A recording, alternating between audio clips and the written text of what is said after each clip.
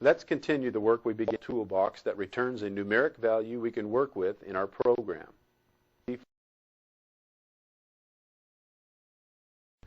Let's look at the drop-down lists in the code window.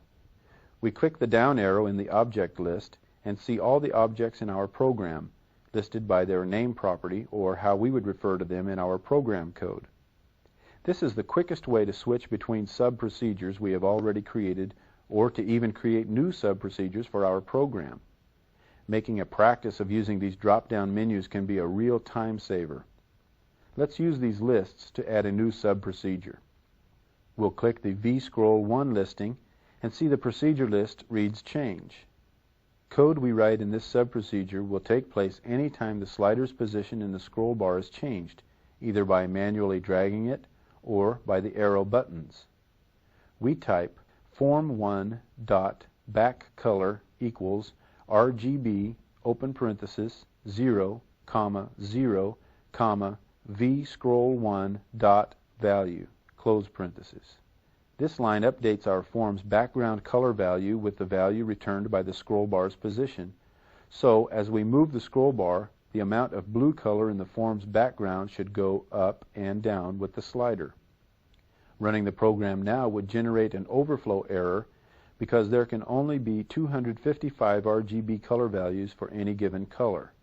Before we encounter this problem, let's fix it. To avoid this problem, we click the View Object button on the Project Explorer, click the scroll bar, then in the Property window, scroll down to the Max Property field. Here we can enter a maximum value that can be returned by the scroll bar, so we type 255 to match the number of shades of blue available. While this will dynamically change our form's background color, we should remember that each time the scroll bar is being changed, a numeric value is being returned from the scroll bar and passed to the background color property of our form. Users may not think in numbers when using scroll bars, but our program has to. To reflect this, let's add another line to our scroll bar change procedure. We will first click the View Code button in Project Explorer to return to the code window. Then we click the Object pull-down list, and notice the name of our text box is TXT Entry 1. We click on the vScroll1 choice in the list to return to that sub-procedure, press Enter to add a new line, then type the following: txt_entry1.text equals vScroll1.value. Now each time the slider is moved, its numeric vertical position is updated in our text entry field, so we can see the number returned by the scroll bar as it's passed to the form's background color property. We can also control the amount of steps the scroll bar vertical position moves when we click the scroll bar on either side of the slider or when the arrow buttons are clicked with the mouse. To effect this, first click the View Object icon in the Project Explorer and see that our scroll bar is still selected because it was the last object we worked with. Next, in the Property window, we scroll to the Large Change property and set its value to 20. Next, we go to the Small Change field and type 5. Let's see what difference our changes have made in the program. We'll press F5 to run our program and move the scroll bar slider. Notice first that as we manually drag the slider, our form's background color does not change. When we release the mouse button, the background changes to a new color and the scroll bar's vertical value is displayed in the text entry field. Now we click the scroll bar area to either side of the slider and see our value in the text entry field is jumping in 20-unit increments.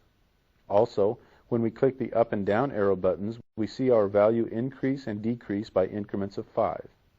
We click Exit to close our program and return to the work area. In the last example, we not only changed the value of a control's properties on a specific event, we also passed a value returned by one control to the property of another. Let's see another example of this by using our text entry box and label controls to move the contents of the text box into our label. First, click the View Object icon in the Project Explorer. We double-click the text box control and the change sub-procedure for the text box is created. Anytime the contents of the text entry box change, the code in this sub-procedure will be executed. We click the Object drop-down menu and see the name of our label, which is LBL Name 1. Without selecting anything from the drop-down list, we press the Escape key to close the list and are returned to the code window. Now we type LBL_name1 dot caption equals txt_entry1 dot text. This line passes the value of our text entry field to the caption property of our label each time the contents of our text box change. We press F5 to run our program, highlight the contents of our text entry box, and type. This should be showing up on the label as we type. We click Exit to return to our work area, click the View Object icon from Project Explorer, then select our label.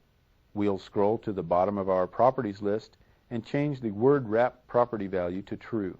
We scroll back up through the list and see its auto size property is true. We again press F5 to run the program. Now, select the contents of the text entry box and type. This should wrap around to a second line. Notice the sentence is displayed on 2 lines of the label this time instead of just 1 line. We can think of the word wrap and auto size properties as a team. If auto size is true and word wrap is false, then the label will be resized horizontally. If auto size is true and word wrap is also true, then the label will be resized vertically. This gives us 2 different options for sizing labels at runtime. We click Exit to stop our program and return to the work area. Our next example of using event procedures to change control properties will involve adding and removing items from list boxes. List boxes have unique properties such as list count, which returns the number of items currently in the list, and list index, which controls the current item within a list. Also, the list box is an ideal place to start working with methods. Methods work just like properties in the fact that they must work with an object to be used by that object. Unlike properties, they add functionality to objects instead of just controlling their aspects. First, click the View Object icon in the Project Explorer. Then we double-click the Command button 3 times to add 3 more buttons to our form. Finally, using the mouse, we position them on the left side of the form. Next, we add our list box. Now, let's name our new controls. We click the Command 1 button to select it, then double-click in the Name Properties field and type CMD_add. We will use the ampersand character to add the accelerator keys for these new buttons as we did earlier in the course, so we also change its caption property to &add. Next, we click the Command 2 button to select it, then double-click the Name Property field and type CMD_delete. In its caption field, we enter &delete. Lastly, we click the Command 3 button, then in the Name Properties field we type CMD_clear. We also change its caption property to &clear. Now that we have added and named our new items, it's time to make our list box work. We'll double-click the form and return to the code window in the form load procedure. Remember that form load is the first procedure that occurs when we run our program, and the code within that sub-procedure executed before the user can click any controls. Now we'll place our cursor following the last line of code inside the sub-procedure and add our first item to the list box. We do this by typing list1.addItem, open parenthesis, open quotes, Diana, close quotes, close parentheses, and press Enter. This line uses the addItem method to add the value in quotes, in this case Diana, to our list box. Our object is listed, followed by the method, then the value the method is passing to the control. We highlight this line, then press Ctrl+C to copy this line of code. We move to the next line and press the Ctrl+V keys, then enter 6 times to paste duplicates of this line in our sub-procedure and change the values in each to a different name. We type Tom, Harvey, Jane, Jeff, Claire, and Ted as our new names.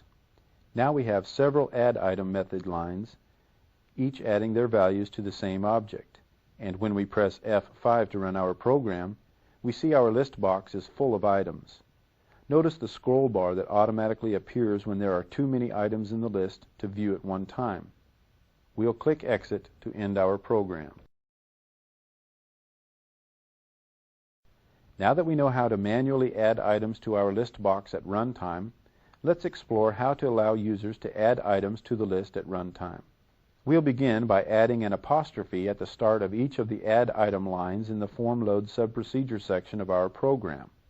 Any line with an apostrophe at the beginning is ignored by Visual Basic as a comment. Programmers keep notes on what the program is doing at a specific point or identify the use of lines of codes with comments, but they can also be used to temporarily remove lines from the program for testing purposes, as we are doing now. Notice the commented text lines are now shown in green within the code window. Next, we'll scroll down to the text box change subprocedure and remove its contents. Now, from the object drop-down list of the code window, we select CMD Add, and the click subprocedure for the Add button is added to our program. Whenever the user clicks the Add button, we want the contents of our text entry box to be added to our list. So we type list1.addItem, open parentheses, txt_entry1.text, close parentheses, and press the Enter key. Each time we add a name, the running total of names in the list goes up by 1, so we want this value returned to our text box. This means that at a glance we can tell how many names we have entered. To do this, we type txt_entry1.text equals list1.listCount and press Enter. Now we press F5 to run our program and type a name in our text entry field. When finished typing, we click the Add button and see the name has been added to our list. Notice the contents of our text box have updated to a 1, which is the current number of items in our list. We can add more names to our list and see the process continues.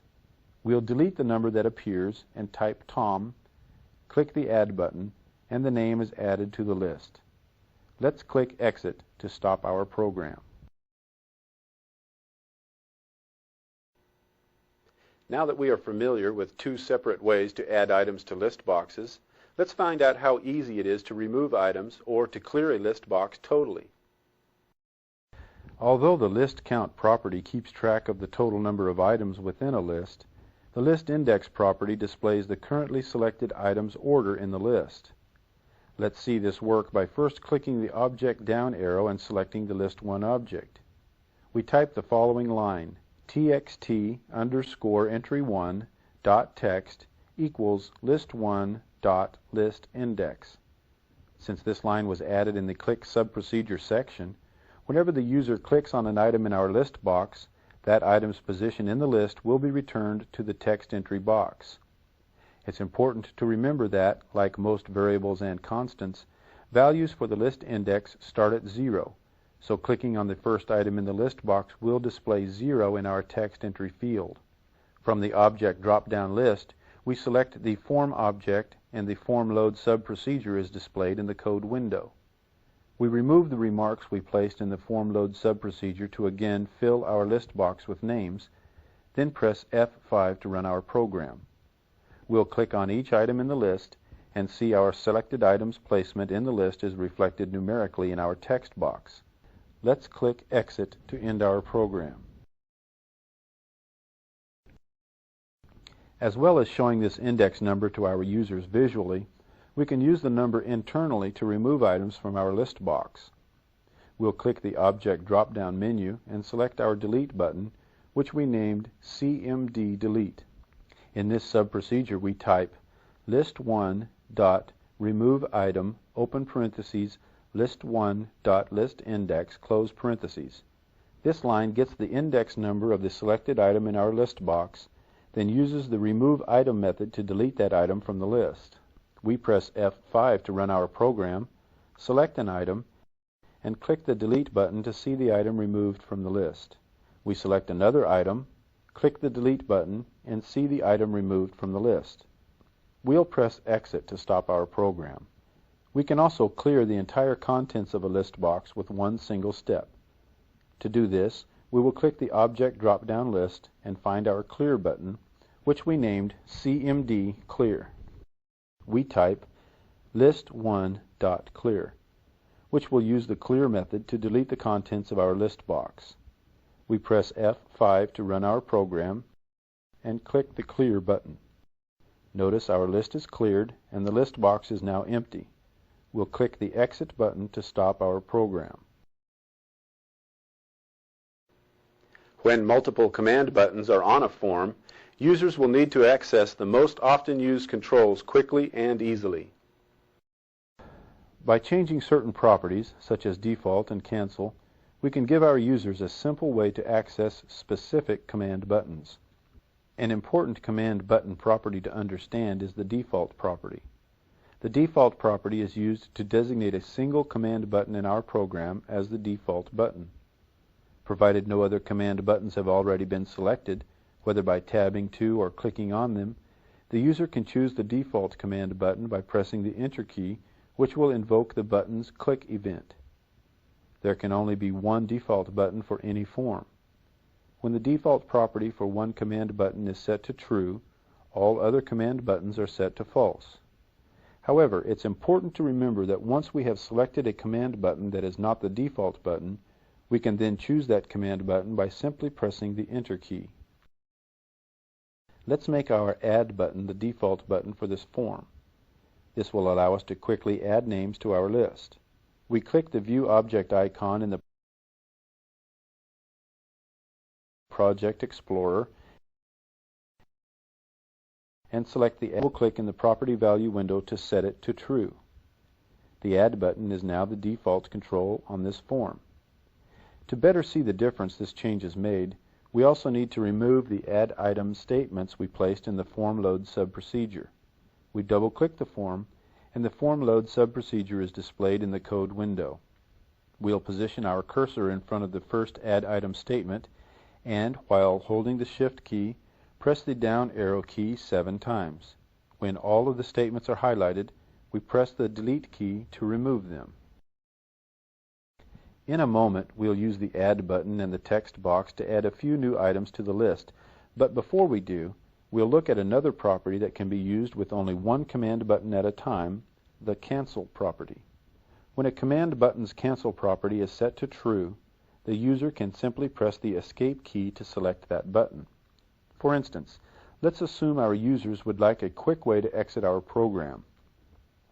We've already created the Exit button that can be clicked to close the program, but why not give the users the ability to press the Escape key on the keyboard to select this button? Click the View Object button in the Project Explorer, and once in the Form window, click the Exit button. We'll double-click the Cancel property to change its value to True. Now our users can press the Escape key to select this button. Let's look at these last two changes and see what effect they have on our program. We'll press F5 to run the program. Initially, our Go button is selected and its border appears darker than the other buttons. Now, click in the text box and the Go button is deselected. Let's take a look at the Add button. Even though we placed our cursor in the text box, the Add button is now the button with a darker border. This is a result of the default property we changed a moment ago. Let's delete the text contained in this box and enter the name Diana. Now we press the Enter key and the name is added to the list. Note that we never had to physically click on the Add button to have the name added to the list. Let's add another name to the list. Delete the number that appeared in the text box and enter another name, Tom. Press the Enter key and again the name is added to the list. By using the default property of the Add button, we have provided an easier method for adding multiple entries. The Cancel property we set for the Exit button will allow our users to simply press the Escape key to select this button, which in turn calls the Exit button's click sub-procedure. This is easy enough to test, so we'll press the Escape button on the keyboard and our program is indeed closed and we are returned to the Visual Basic development environment. There are two other properties that can be used to access commonly used controls. These are the tab order and tab stop properties. Tab order is the order in which controls become selected when the user presses the tab key to move from one control to the next. Normally, Visual Basic assigns tab order as controls are placed on a form, but under certain conditions, we need to change the default order. Other controls, such as picture boxes, never have a need to be selected. That's when we use the tab stop property. The tab stop property can be used to add or remove a control from the tab order. To better understand these properties, let's make a few changes to the tab order and tab stop properties of our controls. First, we click the Close button on the code window to close it, then select our Add button. We scroll down through its property list and find its tab index field. We see the number here refers to the order this control was placed on our form. Because this will be the most commonly used control, we want it to be first in our tab order. So we change the value of its tab index to 0. The control we want to come next in the tab order is the Delete button. In the form window, we select the Delete button and change its tab index value to 1. Next, we select our Clear button and change its tab index to 2, thus placing it directly after the Delete button in the tab order. Following the Clear button, we want our users to be able to tab to the Go button. Therefore, we'll set its tab index to 3. We click the Go button and see that its tab index value is already set to 3.